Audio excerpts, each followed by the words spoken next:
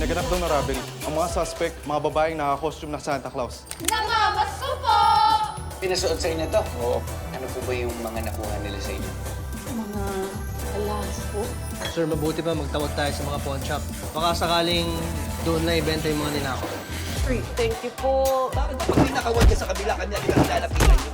Di na dapat kami nagtatanong sa mga katulad ninyo eh. Kulit kasi nito ni Tonya eh. Meron mo ba kayong mga kaaway sa negosyo o kilalang tao na nangyagamit sa inyo? Wala naman. Disgruntled employees? Wala. Maayos naman ang magpatrabaho. Kung hindi lang naman, mapapanagot sa batas yung mga korap, mabuti lang na karmahin sila. May point siya, ma. Kaso, may batas tayong sinusunod, Noble. Spicy. Kasama mo ba si Sporty? May gusto sana akong pastok sa'yo. Anong balita sa lakad niyo, Garcia? Balita ko, kapalaban kayo ni Conde, ah. Okay lang yun, sir. Kailangan ko rin naman ng konting exercise. Sinubukan namin, Chief, pero ayaw nilang magsalita. Enriquez, gusto lakad niyo? Ganun din, Chief. Walang gusto magsalita tungkol dun sa mga magnanakaw. Actually, sir, mas kumakampi pa nga sila sa mga magnanakaw eh. Kayo, Samson. Chief, wala rin po. Mahigpit yung privacy rules ng subdivision na yun. Kahit nga tricycle, bawal pumasok dun sa loob, sir. Ibig sabihin, wala pa tayo nakuha lead sa mga magnanakaw na to. Sir, mukhang kailangan yung mapanood to. Narito po ang mensahe ng grupo ng mga magnanakaw na nagpakilala bilang Santa Babies na in-upload nila kanina sa bago nilang account. Hello, Kalabari! Kami ang Santa Babies! Kung karap ka, matakot ka na. Dahil loloban namin ang mga bahay niyo. At kung madadagdagan ng mga bodyguards niyo, ibig sabihin, guilty. Abangan ang future robberies namin dahil gagawin namin to once a week hanggang hindi humaharap sa publiko ang pinakakurap dyan. Nakabas ko po! Roman. Hello, Mayor. Napanood mo ba yung Santa Babies? Oo, kakapanood ko lang. May idea ka ba kung sino itong mga to? Wala, Mayor eh. Pero yung mga bata natin kinakabog. Gusto ko daw makausap. Bakit? Nanakawan ba sila? Hindi naman, pero itong si Mr. Benoit kasi, kaibigan niya yung kontraktor na yun. Eh parang ayaw nilang kumilos hanggang hindi kayo nakakausap eh. So ano mangyayari? Ha? Stop operation tayo? Parang gano'n na nga, Mayor. Sige. Mag-set ka ng meeting sa kanila.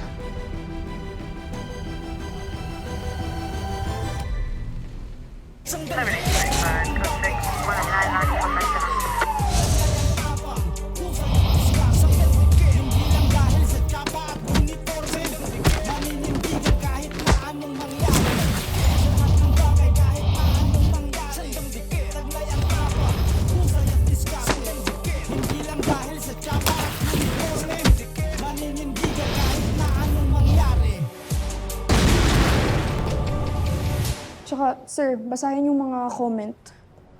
Ito nga, oh. Go Santa Babies. Sa wakas, may magnanakaw na sa mga magnanakaw. Daming comments, oh. Parang lahat ng comment kampi sa kanila.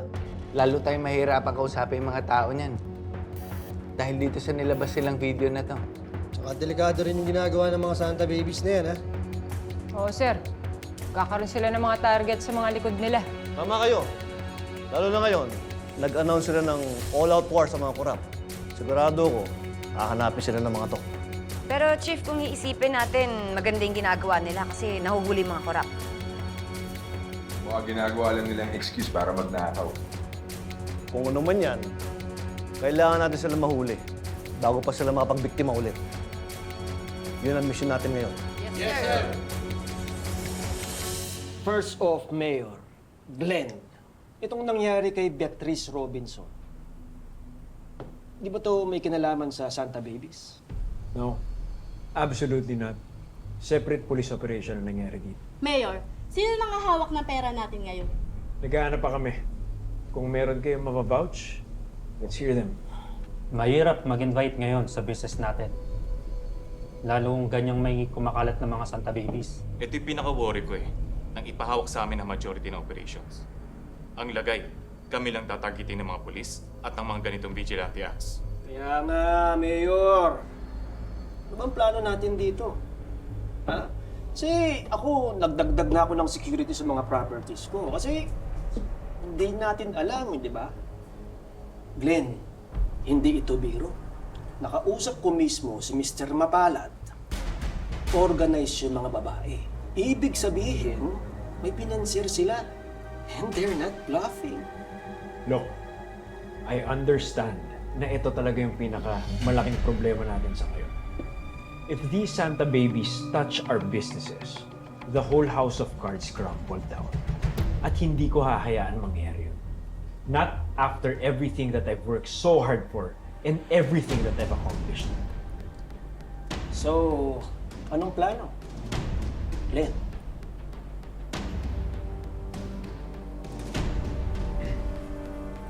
Ang nabahala dyan. May tao na akong magliligpit sa mga yan.